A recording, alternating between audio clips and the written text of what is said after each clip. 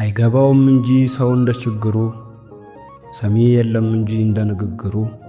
በሚቸረው ጸጋ በሚሰጠው ጥበብ ከሌለ ማስተዋል ማጣት ብቻ አይደለም ማግኘትም ይገላል። ሰው በተሰጠው ላይ ካልተጠነቀቀ መቋሚያም ዱላ ነው ቦታው ካልታወቀ። አስተውለን ቢሆን የዚህን ሁሉ አካል በረቂቅ መፈጠር መጽውቱበት ብሎ ባበጀልን መዳፍ መች እንሰርቅ ነበር። ነሳኸኝ እያልን አሁን ሌላ ትግል ከእግዚአብሔር የገጠምነው ለደጁ እንድንበቃ በተሰጠን እግር የት ነው የከረምነው?